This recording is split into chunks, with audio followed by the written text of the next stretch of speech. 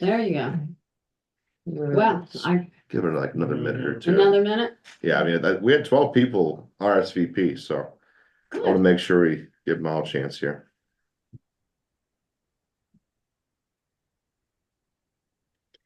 Yeah, definitely. I mean, I think we average usually around 11, so 12 is a little bit above average. That's good.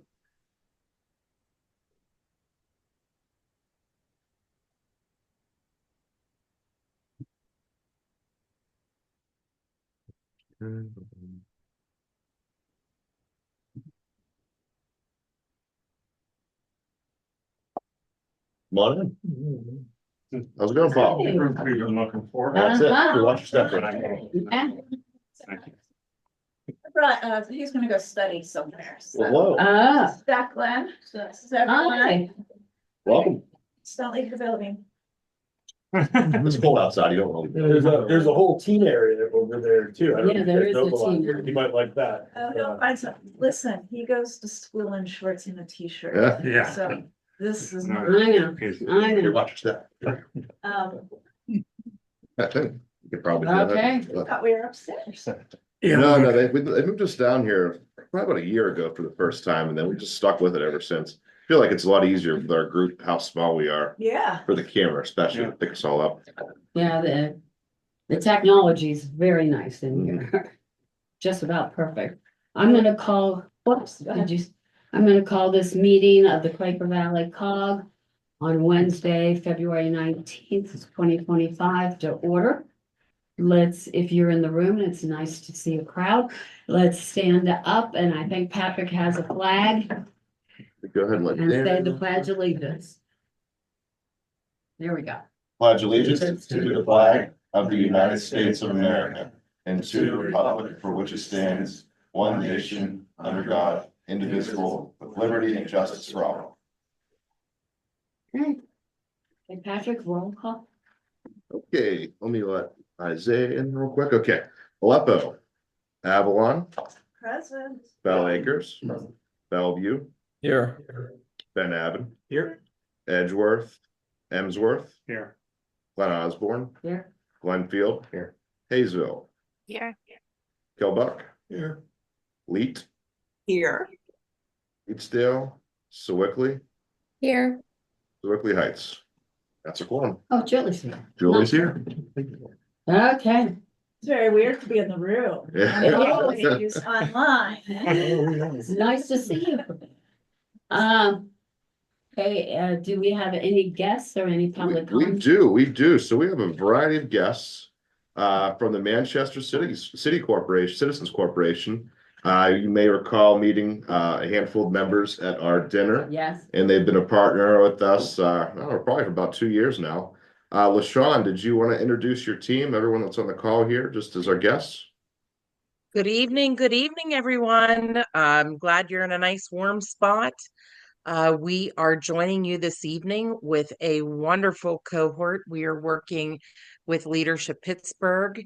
Leadership Pittsburgh very specifically gave us are sharing with us in this cohort of 49, are graciously giving their time to work through the RCP, Reconnecting Communities Program grant, very specifically related to the Route 65 and what we're looking to do in Manchester, but even greater, what we're looking to do with our partners down the line, clear to the Beaver County line. So you're going to see these beautiful faces quite a bit over the next few months. We did a kickoff in November. We have them until May. They are all professionals, fantastic folks that come with a very special and specific set of skills.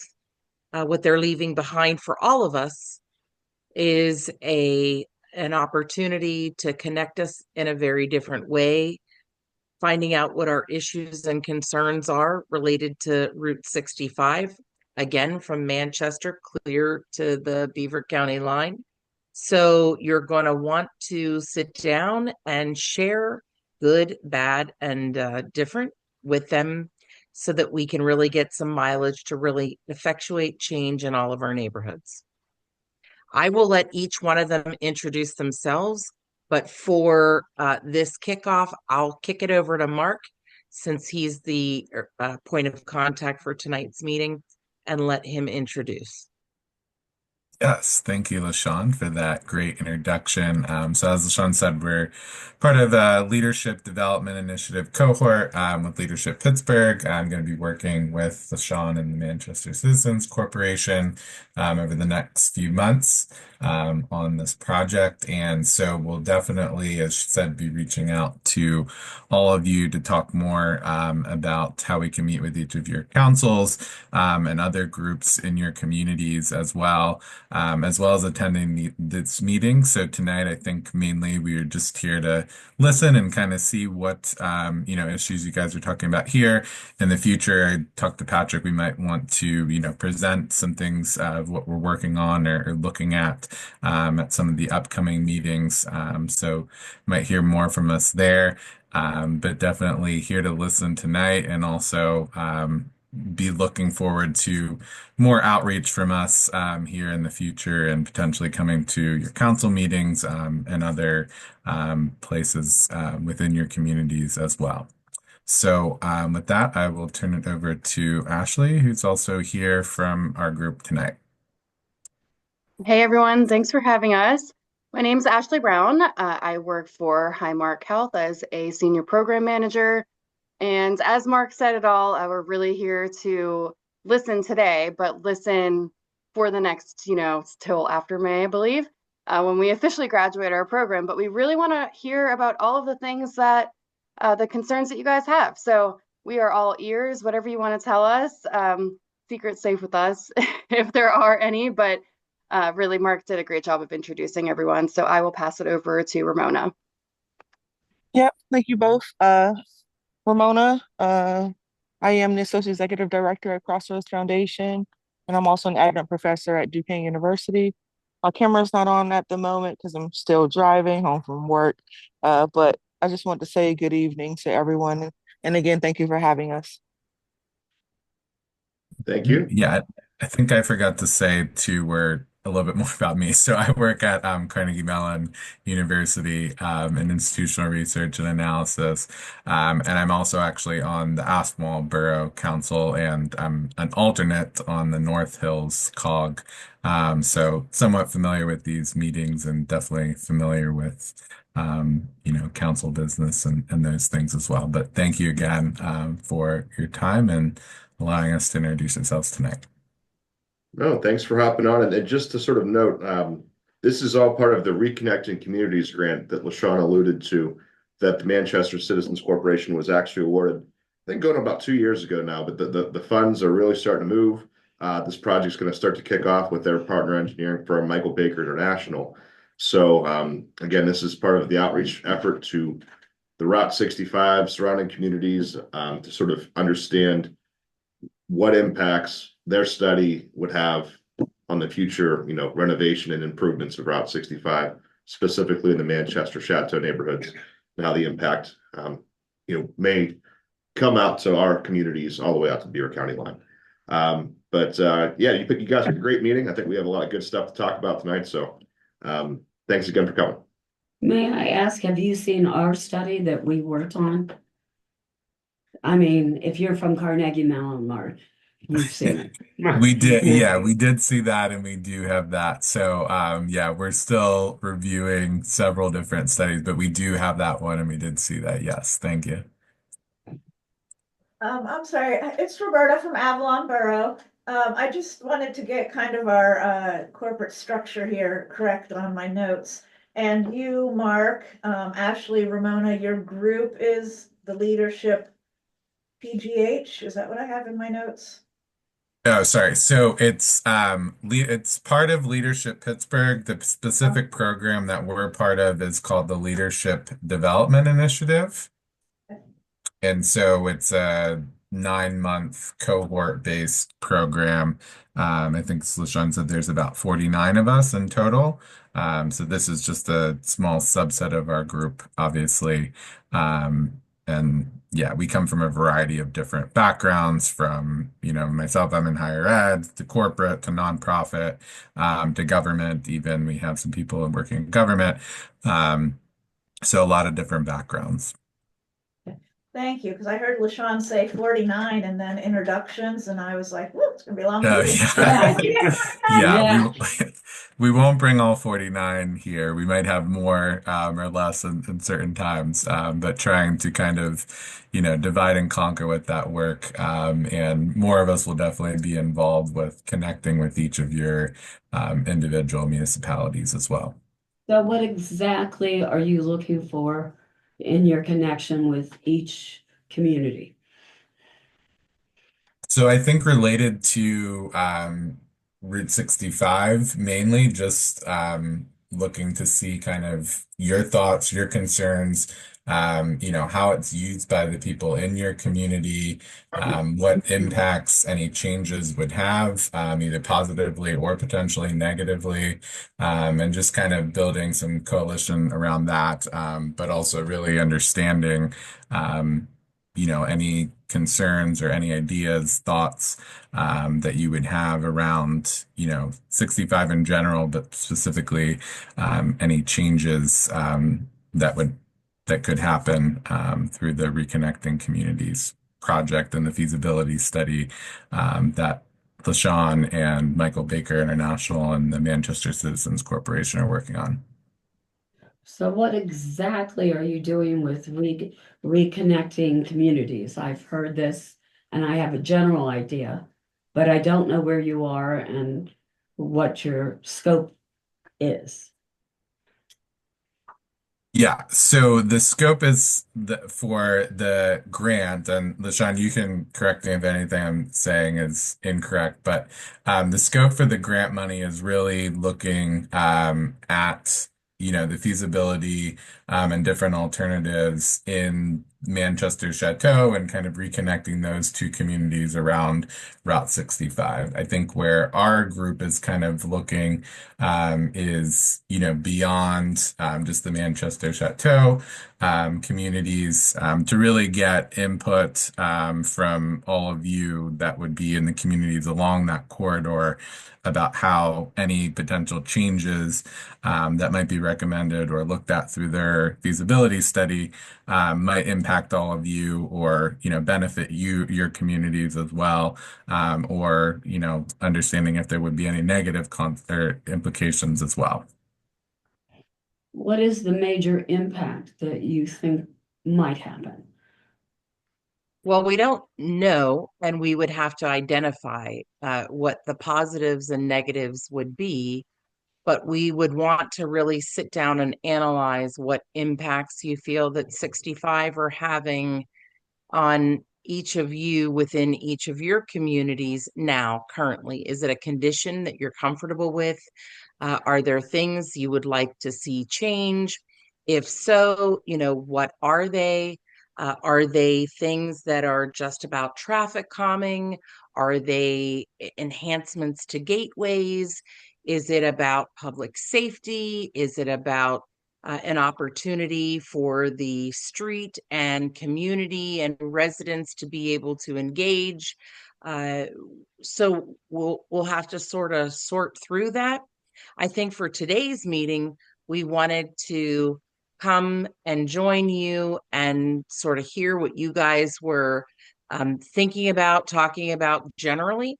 And then at a future meeting, this LDI cohort would likely, along with the MCC team, come in and present to you very specifically Project 1965, which will walk you through the current condition of Manchester Chateau. At one time was Allegheny City. It was a very connected community with street grids connected.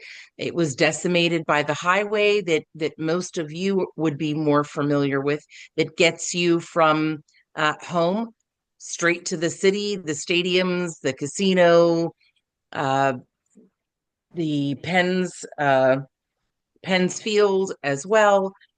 So we know that you probably travel the road, but we also want to know what happens outside of that mile-and-a-half stretch, really. Ideally, the community would like to see a boulevard, but the study has to inform us that that's the alternative that would be uh, safest, most desirable, and we can't build the road unlike how it was done in previous years back in 1965. We don't want two wrongs that will not equal a right.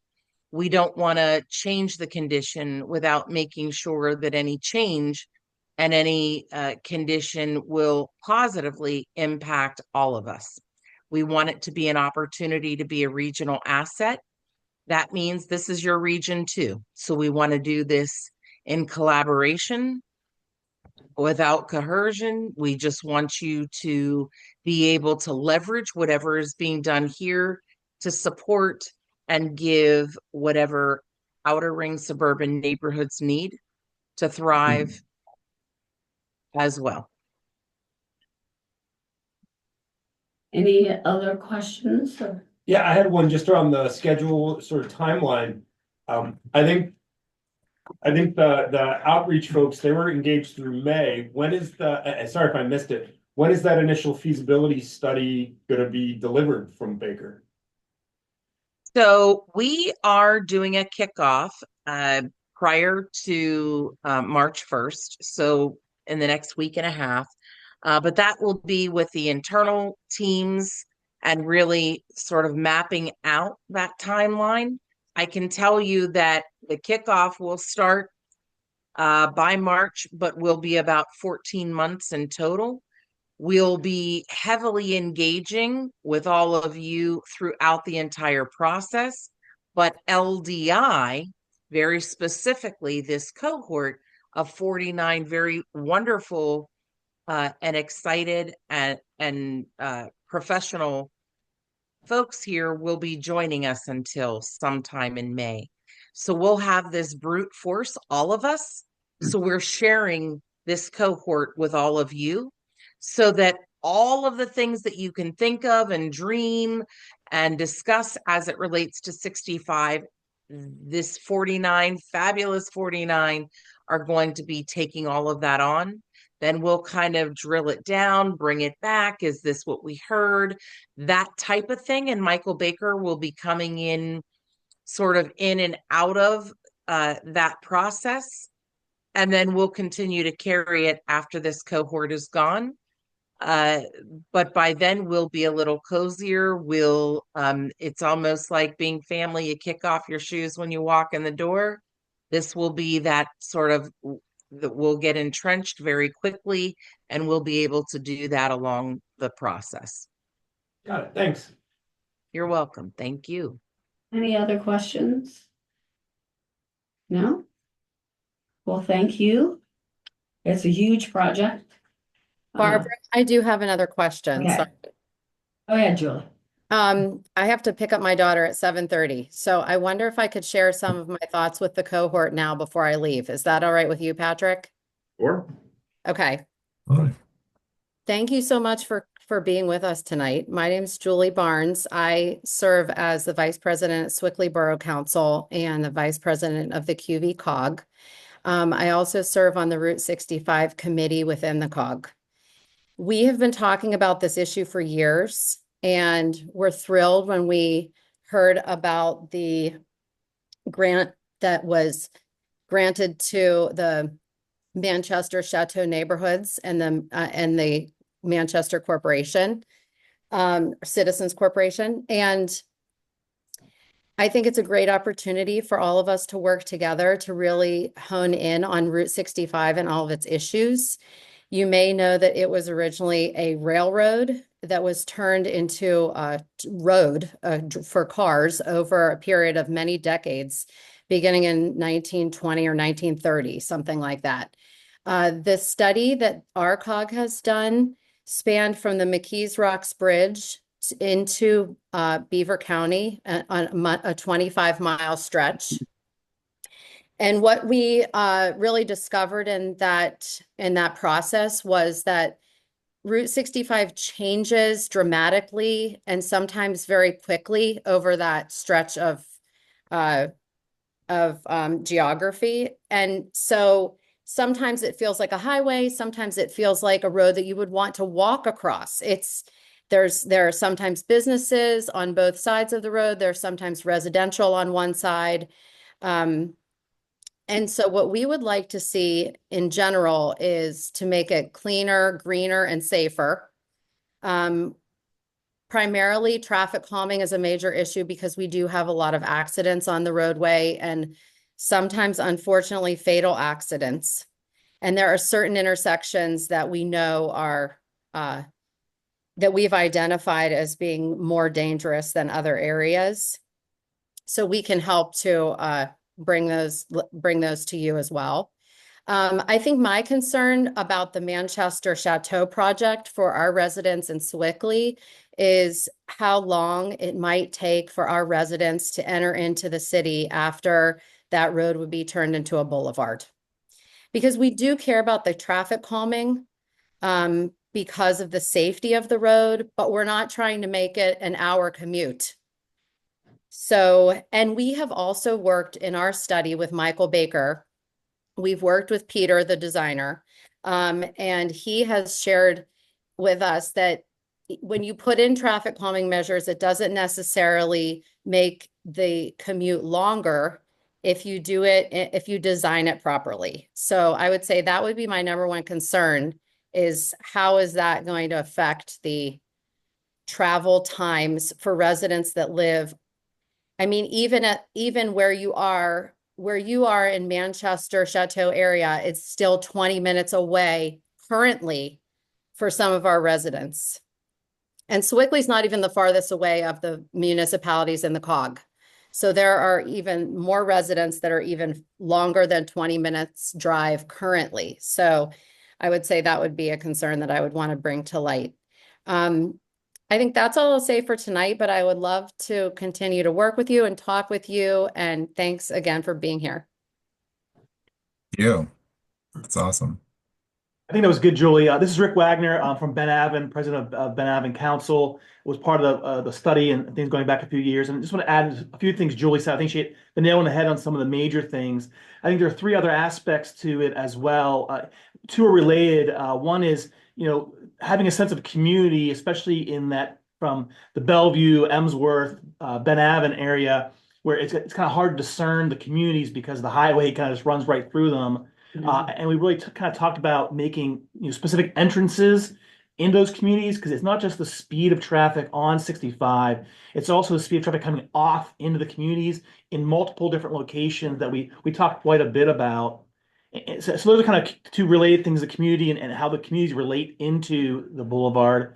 And the other thing that we really have been struggling with, is not a key thing we've talked about, is policing on the boulevard for the municipalities is very, very difficult. One, just because we don't have the resource to use radar from a local municipality perspective. And the other part of it is once we do pull over people for other infractions, it's multiple infractions. There's a major drug trafficking issue coming from the city, both on 65 and 279. So once we pull over one person for running a stoplight, it ties up officers for hours. So again, it's a difficult challenge to solve, but there are multiple aspects to this, not just traffic calming and slowing down, which is needed, but it's also the ability to kind of enforce the safety outside of just speed, and outside just speed on the boulevard, but speed coming into the neighborhoods, criminal elements coming in neighborhoods, accidents coming in neighborhoods, and really, giving us an opportunity to police that route because it's just very difficult, especially in certain areas where, in Ben Avon, it's residents. So there's part of people's driveways to pull people over for speeding VASCAR. So it's a real challenge with the state not being very involved. So it is complex in many areas. And I would say on this that we've discussed this over and over and over again without any real change on the boulevard. What you're coming to councils with, we came to councils before. We have that data, we have that study. So please use it. Take a look at it and use it, because why reinvent the wheel when the wheel is already there? So I think it is very, you know, I love that you're involving us and seeing the highway as a whole, not just as parts, because we've all seen it as parts. Because we have so many different municipalities, police forces along that road. But if we have a plan in place that PennDOT can see Yeah. when they're ready to change that boulevard, that we could say as communities, look at this, read this. So I'm gonna ask you, and Julie said it well, look at the study that we've already done.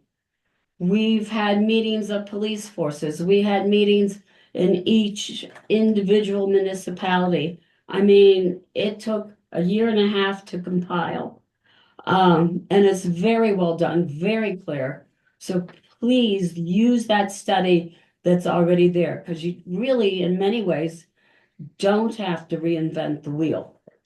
And, I guess I've been in politics too long, but I've seen the wheel reinvented over and over and over again, and then put on the shelf and nobody looks at it again. And then the same thing comes up years later.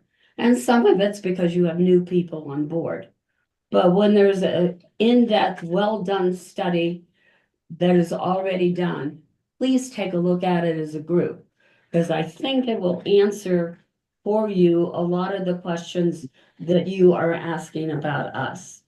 And somebody else could say yay or nay about this, but it really is well done, took many years, and it almost is the same questions that you're asking us tonight, that Mhm. we asked it. I mean, the road is old, the road is a problem. It really hasn't made many changes as we've gone along. And if we get a chance to get a plan, so we're ready to go and can go to PennDOT and say, this is what we need, and we have a group behind us, I think then changes can occur. And we have tried to do that. Actually, we have met with SPC, we've met with PennDOT over the past, Yeah. how many years, Barbara? 2-3 years. Good 3 years. We've tried to move this along. And I think a challenge for us is figuring out which stakeholders can help us move it along. We've talked with our local representatives, we've talked with our congressional representatives. So they are aware, but we don't really know because the road is not owned by any of our municipalities. It's a state road. We don't really know how to move this project along. And that would be a huge help to us if you could help us figure that out, how to get the right Yeah. stakeholders at the table. Yeah. Well, I think what is really important and powerful here is that we now have a planning study grant for this state route that none of us have had access to previously. And this now gives us power and position with PennDOT, with SPC, with our political officials. That's why we are doing this as a collective, because one community at a time isn't going to get it done. But all of us, as my grandfather used to say, the squeaky wheel gets the oil. There's Right. too many of us here not to get oiled. Okay. Right. And, and I do firmly agree. Any studies, any data, research that's been done, no, we don't want to reinvent it. We don't want to get it back. Start from scratch and then try to get that data. Please get it to us so that can be used, because that's opportunity for leverage. I know that Michael Baker is going to be looking at things like cell phone pings and how many people are traveling and peak hours and whatnot. There's going to be a lot that we're going to be able to discover that we didn't know, and I really believe that this is the beginning of the end of the Route 65 trauma. I think we're going to be able to look at it through a different lens by the time we wrap up this planning study, so that now we'll be moving forward multiple millions of dollars that really has an opportunity to effectuate change along the entire corridor. Well, thank you. It's long overdue. Long overdue. Thank you all very much for your time and your efforts, and we love that you appeared in front of this body, and we'll talk to councils. That's how you get information. Yep. Thank you. All right. Thank you. Thanks again, and we'll circle back in the next couple weeks to figure out, when you guys want to do that formal presentation. And in the Yep. meantime, anyone on the call or anyone in person, kind of think in bullet points, right? Of what you want to see, what you think would be good to include in the feedback they're looking for, and bring it to the March meeting, and we'll go from there. And Patrick, Awesome. can you Thank send them the study? Do they have the study? Sure. Yeah, I'll circle back and give you that PDF. If you guys don't have it, I'll make sure you have that too. But ultimately, somebody will be coming to our individual council meetings to present. Yes. With Yeah, us. that's the plan. Yeah. I'd be happy to have someone at our meeting, Avalon, by the way, to reinforce what Barbara was saying about the study that we have. This is my first time on council, and when I was telling my body of council that, there was another study, Mhm. the longtime members, I saw their eyes roll back into their head. Got it. So, yeah, I appreciate that we have these groups and this grant and, a larger area. And yeah, I would look forward to someone coming to council with me and presenting. So that would be Okay. awesome. Yeah. Well, thank you again. Thank you. We'll move on to our agenda, the approval of the January. Oh, I Thank didn't you, mean to guys. cut anybody off. Thank you. Oh, no, that's okay. Do you want us to exit so you can conclude your meeting? Doesn't matter. Or We'll just keep going on. You're welcome to exit whenever you feel it necessary, or you're welcome to stay. We have some exciting topics, so if you Yeah. want to stick around, feel free. So we're looking for a motion to approve the January 15, 2025 meeting minutes. I take it everybody read the packet that Patrick set out. I'll take a motion. So moved. Is there a second? I will second that.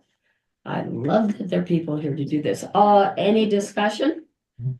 All those, is there discussion? Okay. All those in favor signify by saying aye. Aye. Okay, moving on to approval of the January financial reports, our unpaid bills and payroll summary. Again, it was sent out. And I hope everybody had a chance to look at that. First, I'll take a motion to approve. So moved. Is there a second? Second. Okay, discussion. I'll ask Patrick. Anything in this that you want to point out for the group? Right, the last 2 weeks ago, we sent out the dues invoices for 2025, so that's not reflected in this most recent financial report, but it will be in future months. Also, just a couple things, the bills payable, we had advertisements for various grant projects that are reflected in there, as well as I registered for the Turtle Creek Valley Council of Government Dinner, which is next Friday. So excited to see how they do things and see their communities out there. Other than that, status quo. I think we're in great shape financially, and be happy to answer any questions if you have any. Okay, anybody else? Any questions for Patrick? Okay. All those in favor signify by saying aye or raising your hand on that. Aye. Okay, we're moving right along to this report.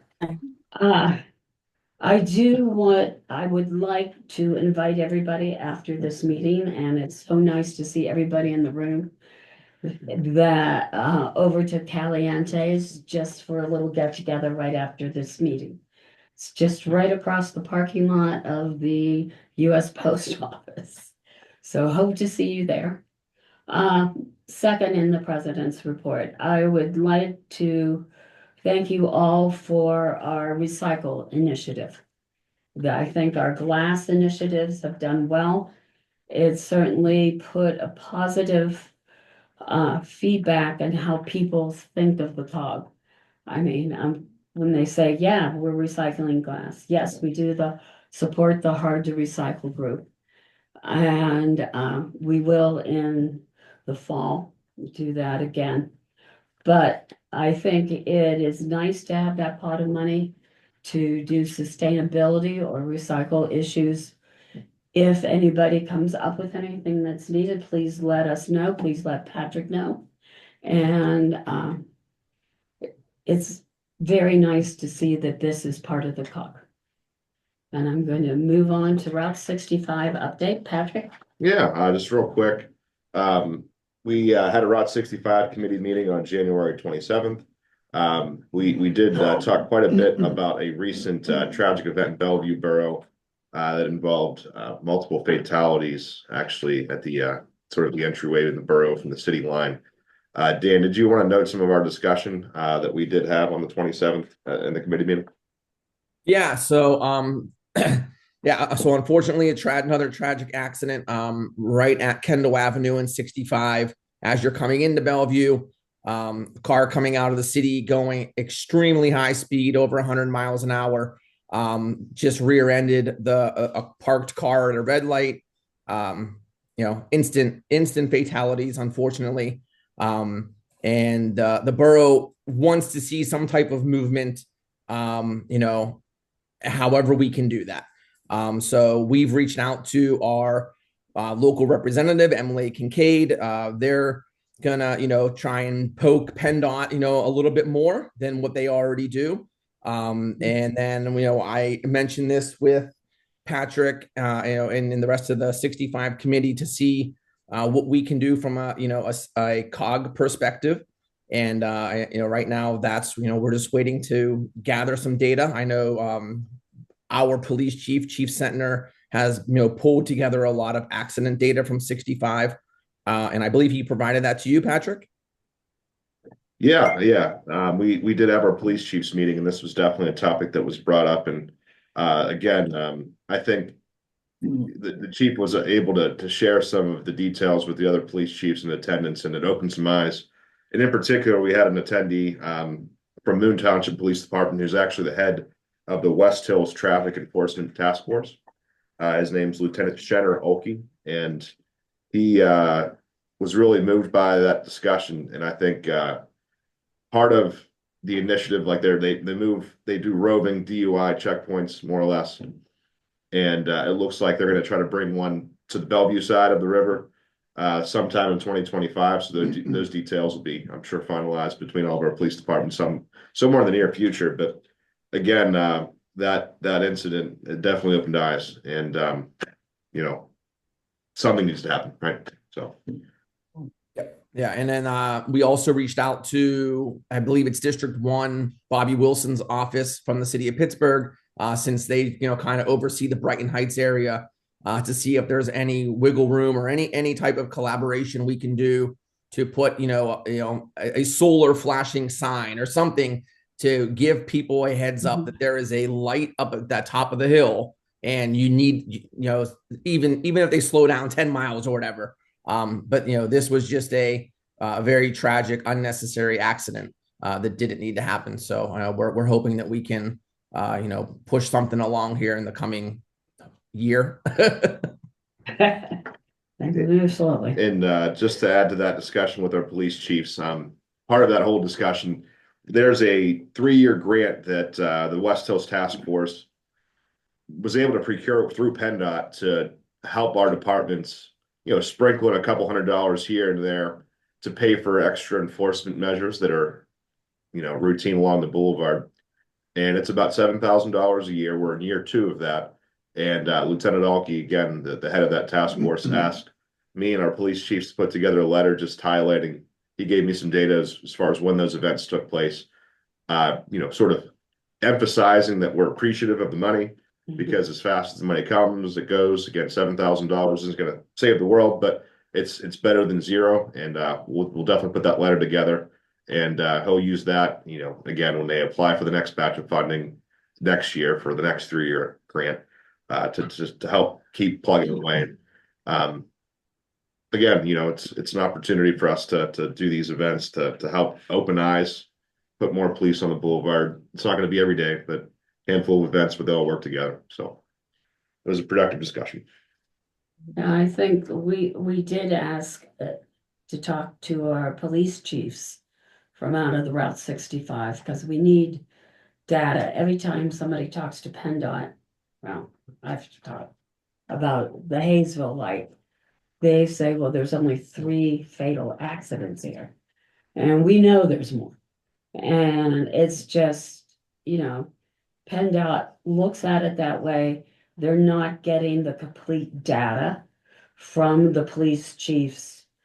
And I think some of it, wasn't it, Patrick, about stopping, about seatbelts. We need to gather that data. So next time that PennDOT says there's only 3 deaths along this road, we could say, no, this is actually what's happened. This is actually data gathered. I mean, again, along Route 65, there's how many police different? 9. Well, 9? 6 along 65, but we have Yeah. 9 departments in our 9 group. altogether. One problem with 65, in my opinion, it's dangerous for them. I mean, to get out to pull somebody over, there's really no places along that road. And I know I've heard this several times from the Swickley chief that he can pull out and pull somebody to the side safely. And I mean, I don't blame them. They're taking their lives in their hands to monitor that boulevard. And I think that's something when we do look at 65, we have to take into consideration. And that's. I have a question for Dan, regarding, after the fatal accident, Dan. Have you guys, Bellevue Council talked about, changing any of the directions on and off of the 65? For instance, Grant comes down, Shiloh comes down, like, has any talk been of perhaps limiting, one goes up, one comes down versus both ways? I know there would have to be traffic studies done, which cost a couple $1,000, but did you guys talk about that at all? What, did Chief mention anything? Yeah, so Chief Sentner has not mentioned anything about changing, direction of travel coming into Bellevue on any of those side streets. Definitely something I'll bring up to him to get his, get his temperature on. But like you said, that would definitely involve a traffic study, and I'm not sure we're at that point just yet. I mean, unfortunately, but yeah. I know, but if this isn't the point, what is? I mean, that Right. accident, 2 people died and 1 car was split in half, and even a flashing light on Brighton Heights side wouldn't have stopped that accident. Oh, absolutely. Yeah. Yeah. I mean, according to Chief Sentner, he's done everything that they can do at this point. It has to be something from PennDOT's side. And PennDOT keeps telling us, either there needs to be a new traffic study done or not enough data available. Because that street intersects the boulevard, PennDOT has a say in the traffic study. Right. We Yeah. tried changing the direction of 2 streets in Emsworth, and PennDOT called us about halfway through and said, "You forgot to invite us to the party. We're part of this, and we need to be a part of it." So, because it's their road. So it's not just a local traffic study. You have to get PennDOT involved, of course. Good advice. Good to know. Ask them at the beginning. They might play nicer. They might play nicer. Okay, anything else? Okay, we'll move on to the Emergency Preparedness Committee. Yeah, so we did have a meeting scheduled last week. We had to cancel that, but we're looking to reschedule. So I've reached out to everyone on the committee, hoping to get that new date and time finalized. It'll probably be sometime next week or the week after. So we'll definitely have something to report to the group in March. Okay. Patrick, on to grant status report. Yeah, so let's see here. More or less, we're moving through quite a few grant bids. We have a bid opening tomorrow for a grant in Killbuck Township. We'll have a grant opening 2 weeks from now in Leedsdale Borough. A lot of the paperwork that gets held up during the holiday season sort of all got released all at once in January. So busy time for grants. Hoping to get our public improvements project contract underway. So we have 4 different CDBG projects through that contract. Sewickley, Leek Township, Leetsdale, so and Emsworth as well. So as soon as that paperwork's finalized, we'll get together with all those engineers, get those projects out to bid. So busy time of year.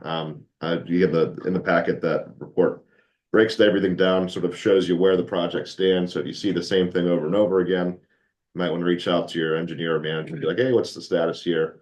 Help me move along things. But I think we're in really great shape again. Excited to get some of these projects finished and at the same time, some of them started up. Great.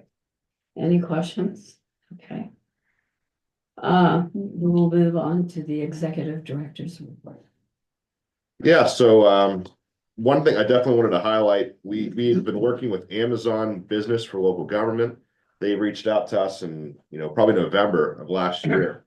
And they reached out to all the different council of governments within Allegheny County and started a pilot program to offer Amazon Prime to all municipalities free of charge for what started off as 1 year. Now it's 2 years. It just got bumped up for 2 years. So just like any free trial after that 2-year period, it'd be up to the municipality to cancel it. But again, I'm sure a lot of us on the call and in person are familiar with how Amazon works. You order products, comes there in 2 days. And the really nice thing for this particular program is they unlock like 10,000 discount prices for the most commonly ordered items in offices: paper, ink, paper clip, staples, whatever the case might be, printers, that you don't see that pricing unless you have access to that membership, right? So, it's out there for those that are interested. There's no pressure. You don't need to sign up for it. But again, those that maybe don't use it, it's an opportunity to try it out. Those communities that already have the business accounts get a reimbursement for whatever they paid. So if they already paid the $159 a year or thereabouts, whatever it costs, they get that money back and they, again, get the 2 years free. So I think we have 3 or 4 communities that signed up for it or just changed their membership over from the already paid to the free trial. But again, if your communities are interested, reach out to me. I'll put you in touch with the representatives from the Amazon team. And I think, again, it's a 2-year trial. I think this is a really interesting case study for Amazon, where if we show as a county, all the different municipalities throughout the county, that it's worth their while, that might just be a free program in perpetuity. So no fault in trying. Again, I know a lot of people already are used to it. So it's kind of a seamless transition from using it in your personal to bring it to the office, to ordering the everyday products you need. So also, I wanted to highlight that Avalon Borough got an intern through the Local Government Academy internship program. Roberta, did you want to highlight what the intern will be working on this year and how it's going to be impacting the community? I don't remember all the details, but it's actually he's going to be working with a group that affects Avalon, Bellevue, Emsworth, Ben Avon. The Joint Planning Commission. Yes, Yeah. the JPC. Emsworth's not in. Yes, actually, Ben Avon Heights is included in the comprehensive plan as well this time. So yeah, he's going to be hopefully rounding that up and really getting us some results. From my personal perspective, it seems like it's moving very slowly.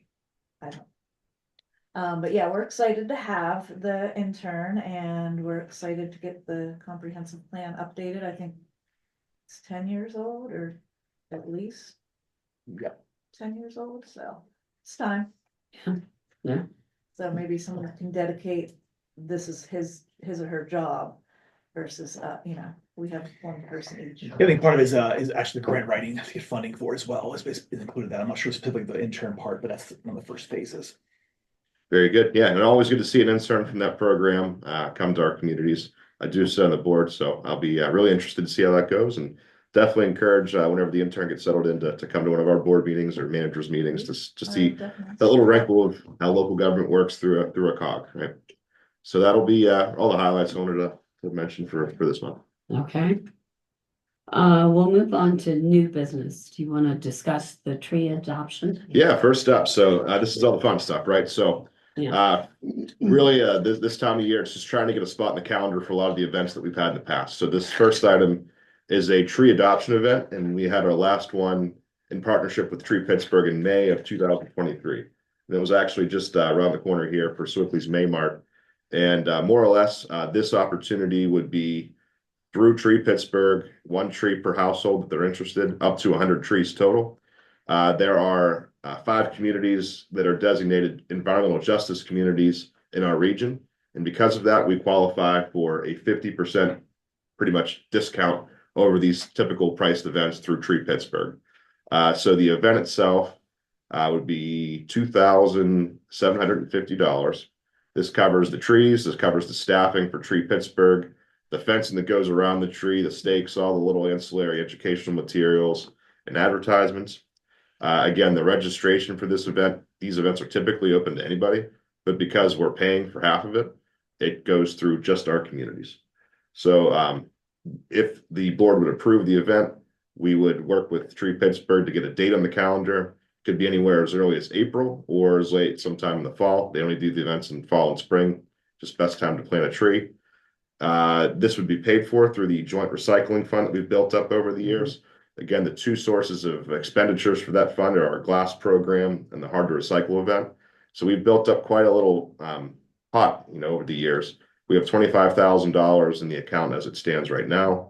Every year we apply for a reimbursement grant through the Act 101 recycling program through the DEP, which typically is about $25,000. So this is an opportunity to spend some of that money that our communities generate through their recycling programs. And I thought it would be a good opportunity to, again, promote a sustainable opportunity of planting trees. And these are residential households, doesn't need to be in public property, can be on private property. And the details would really start to come to fruition once we sign on to this and get on the calendar. The trees that are available, the date, and all that good stuff will be finalized after that. There's a little flyer here sort of outlining it. Again, because we have communities that qualify as environmental justice communities, the event itself is half off. And the trees are usually around 2 to 3 years old, so they're not huge, but they're not small. I mean, they're fairly sized, probably about 5 foot tall. Be happy to answer any questions, but again, this is really just to get on the calendar for them before it's too late. And then again, the location, if we do approve this evening, I'd reach out to those 5 communities, see if any of them are interested in hosting: Avalon, Bellevue, Emsworth, Leedsdale, and Kilbuck. I'm assuming there's probably multiple communities that'd be interested. So we would work with Tree Pittsburgh after those locations are highlighted, and then figure out a location and a date that works best for everyone and just finalize it from there. I told the managers and secretaries committee this morning about it, and Lorraine and Leanne highlighted that Avalon has a couple spaces that have done this in the past that might be good for consideration. Jim, the borough manager from Bellevue, highlighted a couple areas there. So again, we would work with Tree Pittsburgh to figure those final details out. Any questions on this opportunity? Yes, I have a question, please. Sure thing. Does the so they basically, it's like the residents would come in and just pick up their tree. The organization does not assist in selecting the spots or digging for the spot or anything like that. Correct. Yeah, this would be a reservation. Basically, they would reserve a tree of their particular liking, and there's little descriptions on the website that highlight this is good for, underneath power lines. This is good for in the woods, so on and so forth. And they would be the resident that picks up that tree would be responsible for digging the tree, planting it, and maintaining it. Okay. Any other questions? And going through online to register for that tree, that's open to anyone who can go online, or anyone in our communities, or anyone in the Quaker Valley Cog community. So they would use the Allegheny County Real Estate Portal whenever the interested party, types their address in. If it's not one of our 15 communities, they can't register. Got it. Yeah. Yeah, I kind of jumped the gun, and I don't know if the ladies told you. Our council meeting was always the night before this. But I gave a mini presentation. It's okay. And That's okay. Nothing wrong with that. I said I would like to ask for Avalon to be a site. So yeah. Okay. When we get more information, I'd like to bring that back.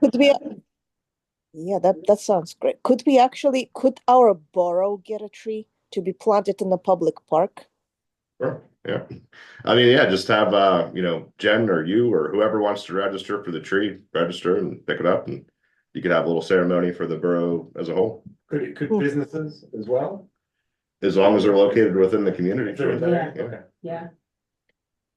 Okay. It's only one per person though, so you Yeah. They're not kidding. They'll check, right? Yeah. Can't fill out the form 100 times. Yeah. You could try. I'll take a motion regarding the tree adoption event that we supported. So moved. Is there a second? Second. Okay, all those in favor? First of all, is there any more discussion? Oh, I was just curious, do you have like an event already in mind too? It sounds like if communities have like a big, I don't want to call it an open house, right? But like an open day in the fall or the spring, this is a really good fit for them. No, I mean, I was just thinking, like, when I was reading the parameters, space wise, what they were asking for, I just thought we had a couple good spaces. I wasn't thinking of like an event to tie it in with, like. From experience, this really works better as a standalone event because the traffic of people coming in to pick up those things is really intense. Like, you have to handle it. And if you already have a cleanup event or something else going on, it kind of becomes really unmanageable. Thank you. Okay, all those in favor? Aye. Okay.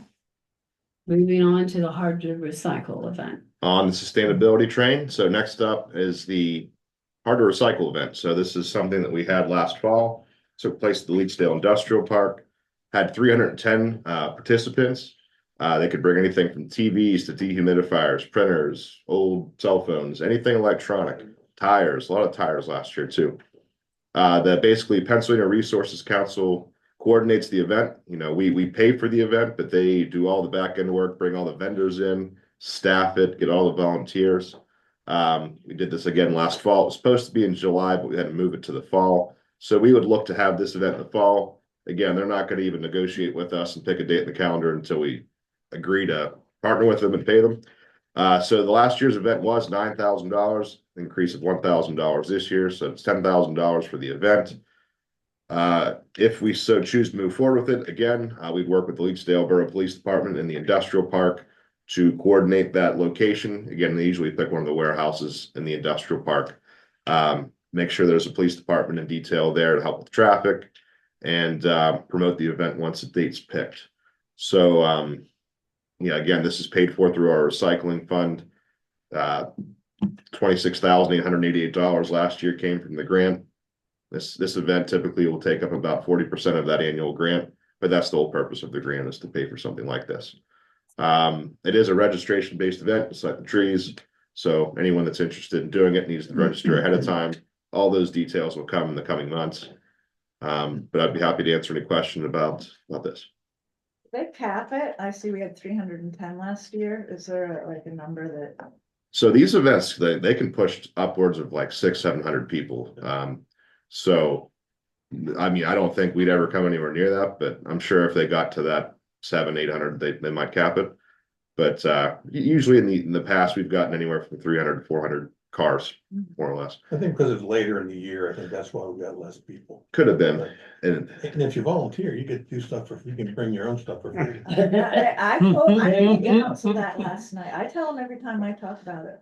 I think they cap it by doing the registration. Last time we did it at Time Quaker slots. Valley High School was show up and they had the street blocked both ways. Leetsdale was perfect. It was a great place for it. But you have to register. So if there's a time frame that they got booked, they're just booked. They don't show you. So Everybody gets 10 minutes and then there can only be 6 people an hour. Yeah. Right? That's it. Yeah. That's a good point. Yeah. So that there are time slots, and Daryl can attest. Like when they first started doing these events out here, I went like 6-7 years ago. The tube TVs, they were the big thing, right? Yeah. So they're still. Don't get me wrong, they were still there. But what was number one thing? Dehumidifiers. Dehumidifiers. Really? I mean, 3 or 4 in each car. It's like, And there were TVs that people obviously dug out of their backyard. yeah. Yeah. The dehumidifiers and tires, though, I think those were the hot items last year. Styrofoam, that was another kind of strange. Batteries, a lot of batteries. You had mentioned that we moved it the prior event. And does this event historically like sell out, right? Do we run out of spots if we get it in the spring? So the reason it was originally in July last year, and that's typically when it's been in the past. Yeah, But we actually had to move it because the industrial park scheduled their paving. Mhm. And I guess it got pushed back. And basically the week before the event, they're like, it's still milled and not paved, and we can't do it here. Right. So we had to pull the plug, and they actually were able to use some of their like emergency protocol, PRC that is, by like basically telling everyone that registered, hey, sorry, we have to cancel it. We're gonna pick a new date. And once the new date's picked, you're gonna be notified first thing if you still want to register. So Still have a spot, just on a different day. yeah, so it was kind of it wasn't ideal, but it was cool to have their systems tested to see how it works. They never had to do that before, move an event, time wise. So we would probably want to do it in the fall again, just acknowledging that we just had one just 5 months ago. And it's a heck of a lot nicer for the volunteers. and July, It was nice. yeah, Yeah. yeah. Okay, I'll take a motion to support the hard, okay, second, Second. all those in favor signify by saying aye. Aye. Moving on. Okay. The last part of our new business agenda is a discussion regarding the potential of Swickley Heights becoming a member of the Quaker Valley COG. So I'd like to thank Rick for this. This is really. Ben Heights? Yeah. Benavent Heights. Did I not Oh, put Heights? sorry. Yeah, Ben Heights. Yeah. Wrong Heights, wrong Heights. So Rick brought this up last meeting, that there was maybe some conversations at the Benavent Heights Borough Council level, reaching out and just seeing, if there was an opportunity to work together. And it really revolved, the first discussion was around the waste contract that they have that's set to expire in their community this year. And they were looking for service starting in 2026, and they kind of thought that ours was expiring this year, but we have next year on top of that. So they reached out. I reached out to the waste management team, sort of asking on their behalf, hey, would we be able to bring one of our communities that isn't a community yet, but that might be a community, on board to the last year of the agreement? And waste management was like, sure, no problem with That's that. money to them. So- Yeah. So we Anymore, no problem. so we're working to get some final documentation from Waste Management, just basically like through email, they said, sure, but they, as in Benavent Heights Borough, want something on letterhead, and we would like something on letterhead as well. But then I met with their borough council president and their vice president and their borough secretary, just sort of highlighting what we are. And sort of, I don't know what the discussions were in the past, maybe there weren't many, but I just wanted to highlight what we can offer them as far as some of the, committees we have, some of the grant writing opportunities, some of the programming, like these hard to recycle events that they can be involved in if they are a member. And went over the dues rates, and through an email last week, they said that they'll be looking to move forward with a formal vote to request membership at their March meeting. So I'm going to put together a resolution for them. They want some help on that end as far as some correspondence and some formalities. I'll get that over to them. They'd vote, again, nothing's set in stone, but they're looking to vote in March, and then we would then formally accept them if we so choose in March. So that would be our 16th member community. So that's exciting. Is Benavent currently a member of any other COG? Benavent Heights is there. Benavent Heights. So if you look at a map, it's kind of Yeah. They're an interesting little community is what they are.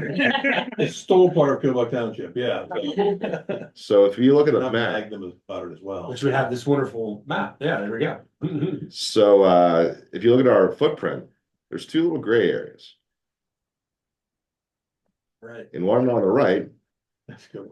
is Benavent Heights Borough. Okay. That makes it look big. Well, it would be like our fifth smallest community. Like it would be like kind of towards the middle, back into the middle, as far as population and size. Part of the reason I didn't recognize it immediately is because it's off of 65, which Yeah. is what we just talked about. Everyone drives on. And then the other community that's not part, but sort of in our footprint, Swickley Hills. So if anyone has a contact at Swickley Hills, again, don't want to make anyone do they don't want to do. If they don't want to join, they don't need to join, but love to have that conversation with them again to see if there's an opportunity to work together. They're not in the COG either, so it's sort of like the full circle of this is the Quaker Valley Cog region, right? If we can color in that last little. It's a puzzle piece missing. Yeah. Yeah. And Yeah. that would annoy me too. So Right who along. is Van Avon Heights using for their garbage? It's an odd company. It's somebody out Beaver Yeah, County. it's They're, Republic. I think they're it's so Republic too. small. The Yeah. blue truck. The blue truck. There you go. I I see it every week, but yeah. The avenue. Their contract's so small, they can actually bid it out without formal bidding. Right. Oh, Plus- really? Plus, they had backyard pickup. It's That got was free a quotes. must with their previous contract. Oh, They were the only community that still had backyard pickup, and I think they've Yep. seen that ship sail. Well, they said that was one of the reasons they wanted to tag along on ours too, is because we still have backdoor pickup. I think Edgeworth is the only community that has it currently. So they saw that and their eyes kind of got opened up. So again, they're really interested in being a part of the discussion for the next contract. Make sure So- there's backyard pickup. Mhm. So, Interesting. yeah. You're welcome. Okay. No, that's good. It's not like they're. Okay. Out of curiosity, are there any of Why? the COG member municipalities that don't take advantage of the joint waste management contract? Yes, Bell Acres is one of them. Yeah. I thought as much, because I remember we were griping about it, and So- that's why. Bell Acres, Swickley Heights, and Leedsdale. So Okay. those are the three that don't. Leedsdale does their own garbage pickup still. Swickley Heights, kind of like the residents can pick what they want. It's a little more spread out there, and then you guys, I think, use Republic as well, right? Or is it Vogel? I think we've switched around. I don't even know who it is right now. I've seen both of their trucks in my neighborhood, so. So I worked in South Strabane Township before this job, and it was kind of like Swickley Heights where they didn't have a sign hauler. So the joke was every day is garbage day in South Strabane because there was like 6 different haulers, your street could have 3 trucks coming up, so. Wow. Cranberry was the same Sometimes way. we just get we Yeah. get a pickup truck that comes back, and guy takes your trash and drives off, so. Yeah. There you go. It's one way to do it. Okay. Just a hint, it's cheaper if you tie the trash pickup to your taxes in your borough. Significantly cheaper. You save your people money if the trash pickup is tied into their property taxes for the year. And that is right. Glenn Osborne does Yeah. that. We Glenn do as Osborne well. does that. Yeah. To Daryl's point, where our bid has 2 options. One, if the municipality pays, 2, if the residents pay, and it's usually like 25 to 30% difference. It's cheaper. If the residents are paying individually, so, but every town's got their own way to do things, that's why we bid it. On the back of this discussion, we're going to start probably in the fall, forming a committee Mhm. to start to negotiate for trash pickup in our communities. I need these bullet points though on like a laminated card. What you were just saying about it being infinitely cheaper for us to be a group and it tied to our taxes versus individuals, Billing, yeah, picking us. yeah. Because of course, Avalon's not, the only community, but everyone wants to bitch about their garbage. Yes, they always do, Yeah. no matter what. So, I need a good angle. I need all the facts like that I can just hand out. No, I'll definitely be part of it, I'll try to give you guys as much as possible, I mean, there's no question about it, there will be an increase, I mean, just based off of. We got lucky right before, COVID and a lot of inflation caused by like labor prices going up, fuel costs going up, garbage trucks costing more. Our contract was right before all that happened, and then you saw with the North Hills COG and the South Hills COG, they bid out their contract over the last 18 months, both of them, and the prices were quite a bit higher, I mean, have to pay the piper, so, And what they pick up is us. yeah, that's another thing. A lot of the truck routes are going to automated. So you're getting like a toter can where it has the bars, and that's not going to work for every one of our communities, but you're going to probably see a lot more of that in this region in the new agreement. So all these discussions, we're definitely going to be having, and it's going to be a tough road, but we'll get across. We'll get Yeah. there. Yeah, a good example is I pay trash pickup in Ben Haven. It's $83 a quarter. I paid in Killmont Township, waste management, same pickup rules, it's $56 a quarter. Well, there's one difference though. If the it is much cheaper if the municipality. Yeah. Pays for it as a Yeah. bulk, Right. but the difference is you can't shut their garbage pickup off. If they don't pay their bill, Waste management, or you as a municipality cannot shut that off. When waste management is picking up and billing it, they shut it off. Yeah, except that I mean, I don't- when it's tied to your oh. property tax, if you don't pay your property tax, a lot more things happen than Yeah. shutting off your trash pickup. Yeah, but you still gotta Yeah. chase after it. Yeah, And we've never had to chase anybody, we've never had to, we haven't either. no, it gets paid. Yeah. Stop complaining about that. Want some more complaints? Moving on. Okay, to old business. So, real quick, Donna highlighted an opportunity through an email earlier today, and I wanted to give her a chance to highlight that to the group. Donna, did you want to take it away with the purple air monitor? Sure. I received an email from an environmental cohort of mine, Gail Murray, who lives in Edgeworth, and she forwarded some information to me that she herself currently has 2 of the purple air monitors. But the particular area she was targeting was Leetsdale. So, Maria, if you're listening, and of course, this is something that anybody can sign up for. And what it does is the Purple Air Monitor monitors the particulates in the air.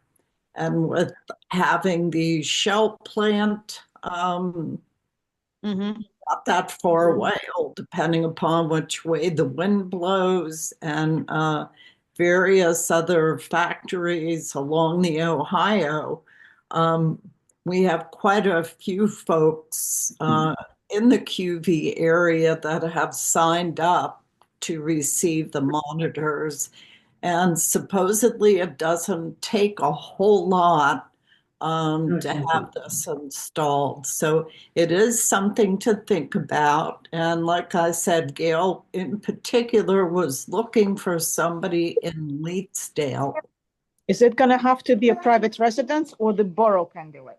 Well, I would think either, as long as there is an outdoor power source.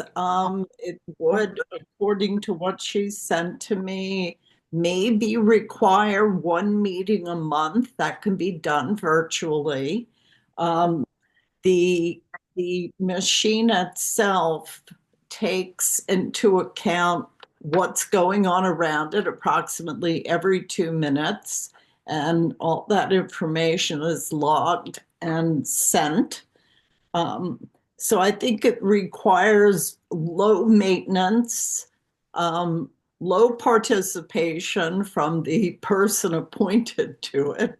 But anybody within the COG itself, if you're interested, I was hoping Patrick would be able to send the email out to everyone, including the email sent by Gail, where she includes her email address and her phone number. So Maria, if you would like to give this a look, Yeah. also included in that is the application. Right. I think of a couple of people who might be interested in doing this. Oh, that's So great. definitely happen. Okay. That sounds wonderful. And like I said, if Patrick sends it out, anybody who's interested in applying for this certainly can. I think it's important we keep an eye on the air quality around us because it affects everybody. Yes. Thanks for that. Interesting, there's 2 at the middle school, not 1 at the high school in Swickley. So these purple air, QV schools. so the purple air monitors that Donna highlighted, Gail gave us 2, and this was right when I first started. And we awarded 1 to Ben Avon and then 1 to Edgeworth. So you'll see the 1 in Ben Avon here. And just like you alluded to, you basically just plug it into a power source, get outside, and as long as it has access to a Wi-Fi, it'll be able to kick this data out, every couple minutes, and you'll be able to look up, hopefully everyone's able to see on the map here, all the different readings it gets. And if you zoom out, it's all part of this network, and it's a worldwide network. And you'll see some that are like super low. People even have these indoors, like in their homes. So like, I mean, again, hey, I mean, you could install it and you're just part of this network right off the bat. Right. And you'll see like, again, you'll see that super high ones. Those are typically like the natural gas fracking sites. It's kind of cool. Like they're usually out in the middle of Washington County and everything. Yeah. But yeah, it's a cool network. Again, but just plug it in, connect it to Wi-Fi, and everyone can then see what your air quality is wherever it's plugged in. Is it still associated with Carnegie Mellon? This is just like its own private thing. So I mean, like there would be initiatives. Right, the device was designed there, and they have another map where you can actually see where the pollutants, rather than numbers, it shows you the wind and the air and, yeah. This says that it's also part of the Breathe project. Yes, that's it. Mhm. And it's also to help protect the environmental justice communities, which Leetsdale is designated as such. So terrific. Anybody? Thank you, Don. Thank you very much. Thanks, Maria, also. Thank you. Oh, thank you very much. That sounds great. John, so you said there was two, right? Yeah. Okay, yeah, I'll send your information out to everybody else, and if any other communities are interested, we can get them hooked up with the information. All right, I'll let Gail know as well. Okay, thank you, Patrick. Perfect, thank you. Okay, any other old business? Seeing none, Patrick, we're going on community concerns. All right, we'll just go around the horn here. We'll start with Roberta and Avalon. What's new? Oh, I don't know. All right. Move on. Give me a minute, go, I passed for a minute. What's new in Bell Acres?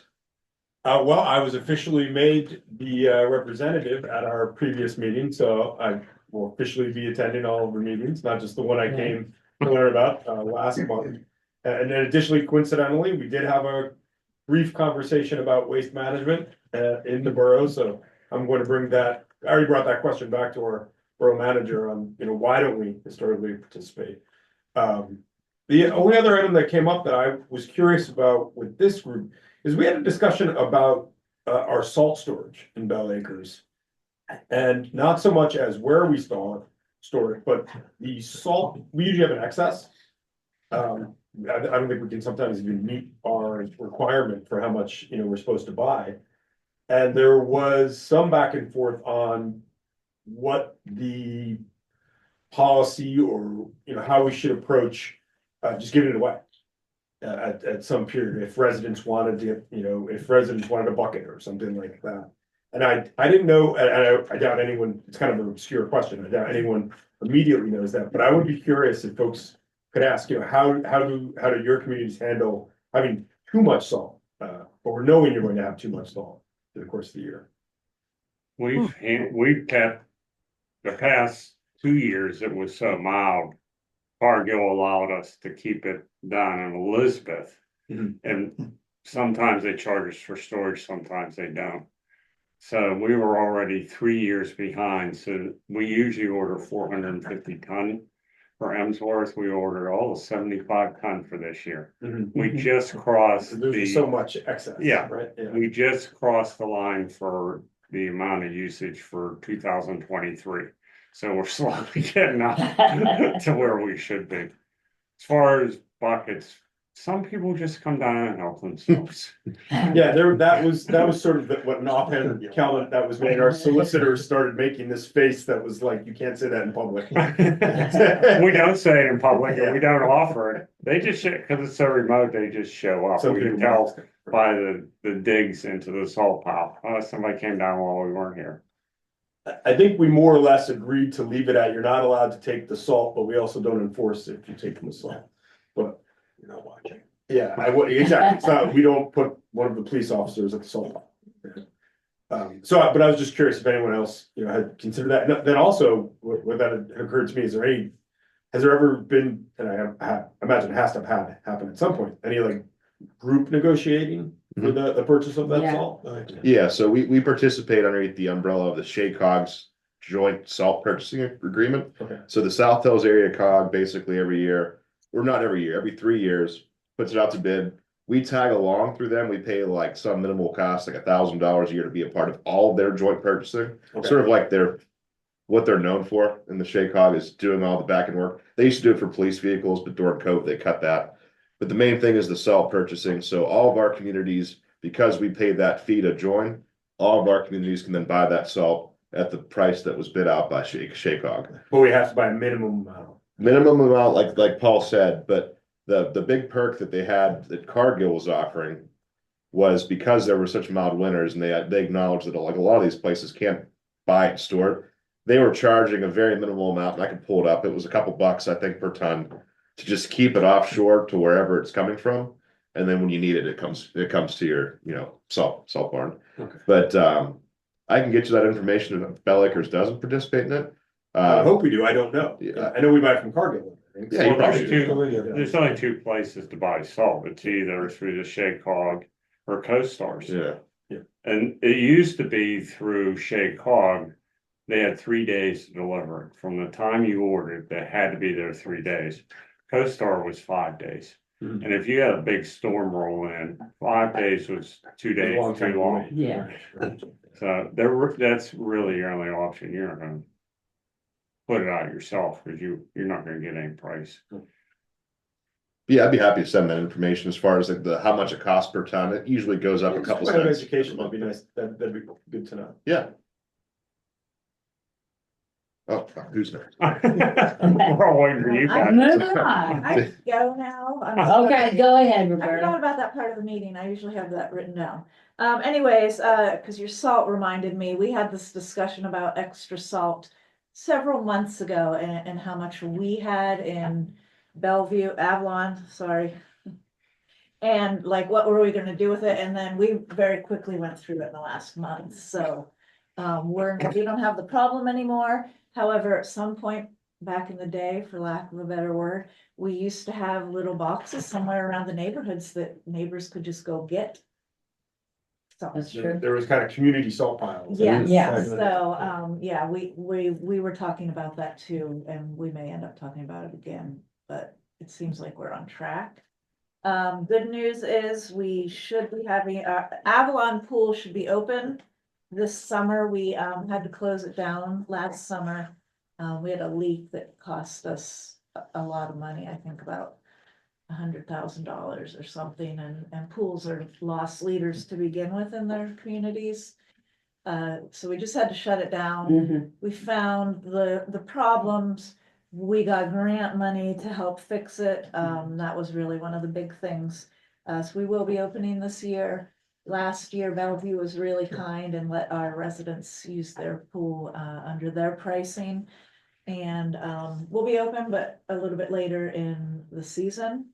And this summer, we are having our sesquicentennial Avalons. And I don't know what that is. Something 50.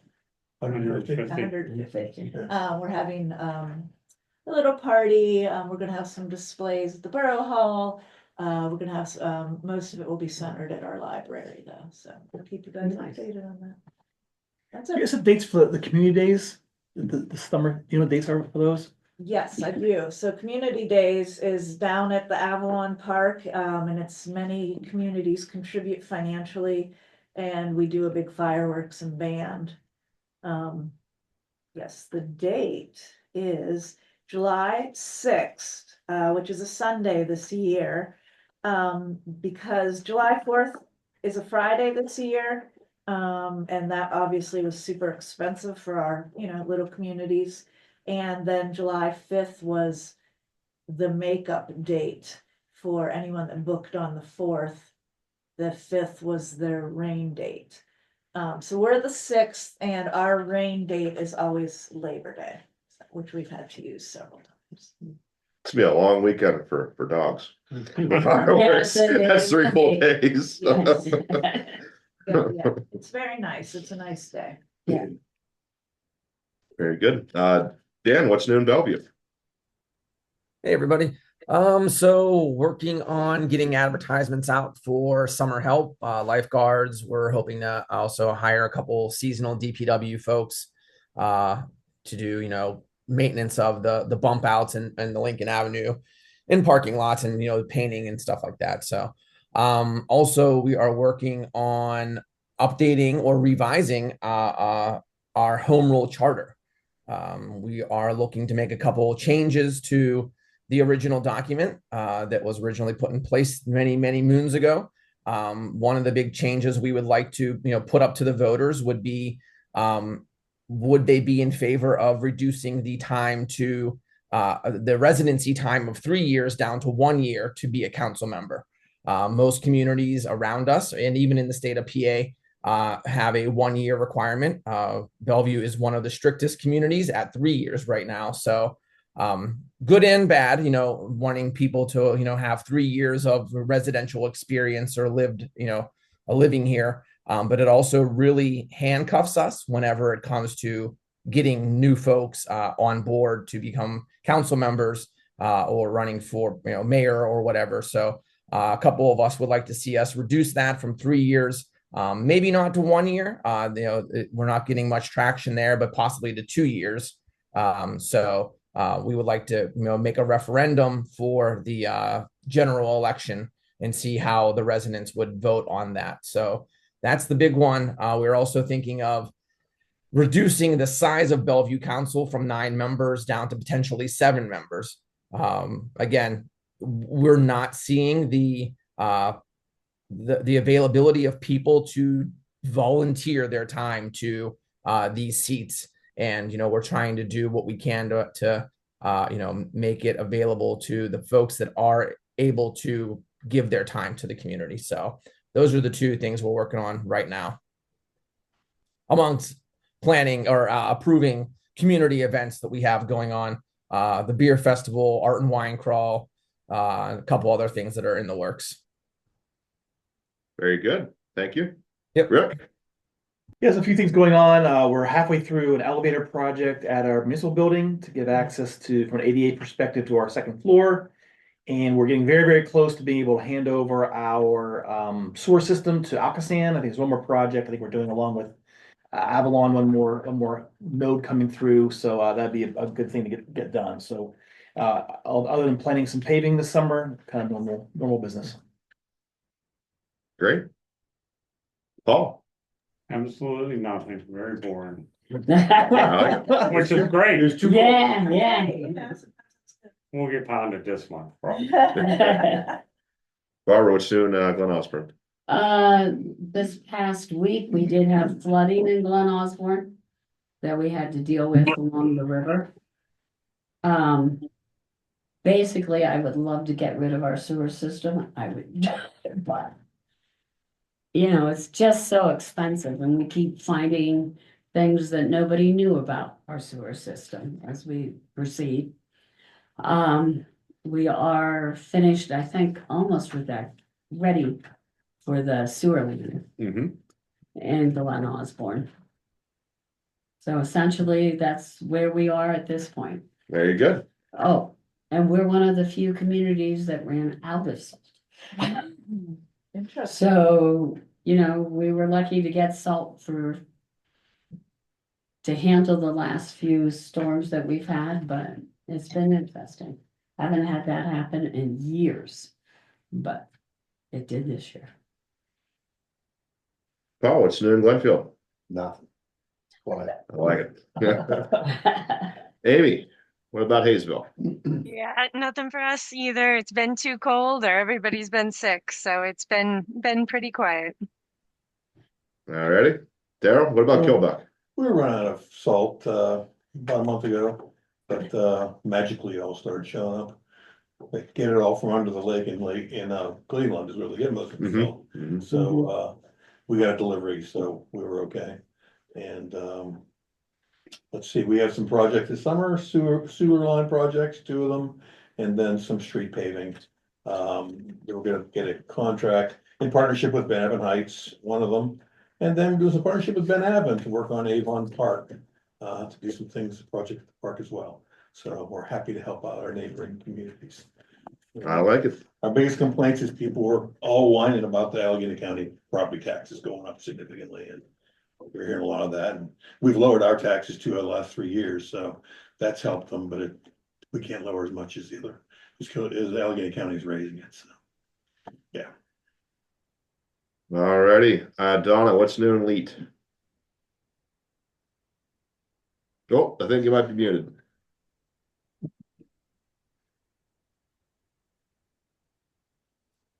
There we go.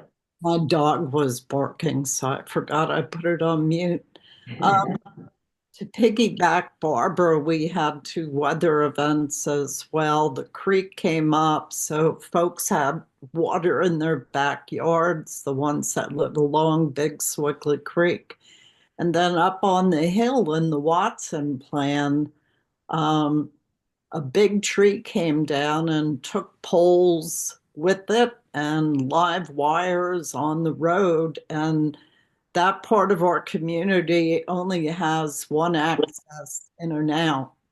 So there were folks that were pretty unhappy. Duquesne Light came in and basically said that due to the weather condition, they had to leave and postpone any work until the following morning.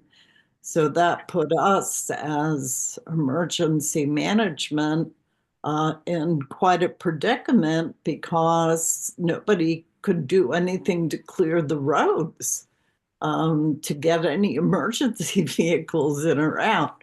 So that was pretty ridiculous, so to speak. But we had a happy ending, so I'm thankful for that. Other than that, it's quiet. Always a good thing. Maria, what's new in Leetsdale? So also not much. So sounds like we are committed to continuing to pick up our own trash by looking to purchase a new garbage truck to basically make it for the next generation still a something that we do. Yeah, that's kind of where we are. It seems to be that's strongly appreciated by members of the community and the council both. We got awarded a Tree Vitalize grant from with Western Pennsylvania Conservancy. We will be planting 10 trees in our borough parks and streets, and those are fully they're called landscape trees. I mean, they're about 10 to 12 feet tall, and the organization predigs the holes, and that's why I was asking, because that's something that's coming up for us, and this is the third time we are doing it in the last 3 years. So that's an exciting event, and everybody is welcome, but especially anybody who needs any volunteer hours for any organizations or clubs, young people and others, anybody. Those usually are very nice events. Our 4th of July celebration is fundraising for that is gearing up. There'll be some soup sales in the borough and other activities where we hope to raise some money towards this, which is our flagship event for the summer and for the whole Quaker Valley area. That concludes my report. Thank you very much. And those Tree Vitalize programs, that's great. I'm excited that you guys got that. And feel free to forward that information to me. I'll see if I can come out and help out. Mm-hmm. All right, Julie, what's new in Sewickley? Not much, just that we're going out to bid on a few projects, including a new parking lot at our borough building and for the police. We also are going out to bid on some pickleball courts and some improvements to the park at Riverfront Park and some equipment for Maple Lane Park. So we'll have some, some like nice park upgrades this summer. And then our borough manager had a knee replacement. So she's in recovery and she has been for a few weeks. So things are kind of quiet because of that. And the staff is just like keeping things running along while she's in recovery. And then just personally, I wanted to say I'm sorry that I'm missing our first gathering after our meeting. My husband's out of town. So sorry that I won't be there to yuck it up with you all at Caliente's. You have to. Think about you, Joy. To Julie's point about the pickleball courts, the Quaker Valley region is becoming the pickleball capital of Western PA. We have the Sewickley Borough ones, Bellevue Borough has some, and then Aleppo is getting a indoor Yeah, they got a pickleball huge like center pickleball. where it's just pickleball, like Yeah. 50 courts in the giant dome. So maybe when the pickleball World Series comes here, we can all share, rotate host sites. We have two also. You guys have two Ours too? were the first two that went in, yeah. Very good. Very good. Thankfully, they're way down in the corner. Dan, where are the pickleball courts in Bellevue? Up at Memorial Park. Oh, okay. That's, yeah. Some of these are flying under the radar here. Yeah. Looks like, huh? That's part of the residents want to keep it that way. Oh, that's why we don't mention it, so no one comes. Right. Either you know or you don't know. That's it. Country club has them too. Yeah. All right. Anybody else before we break? No? Okay, I'll take a motion to adjourn. So moved. Second? All in favor, signify by saying aye. Bye. We are adjourned. Thanks, everybody. Good night. Thank you. Good night.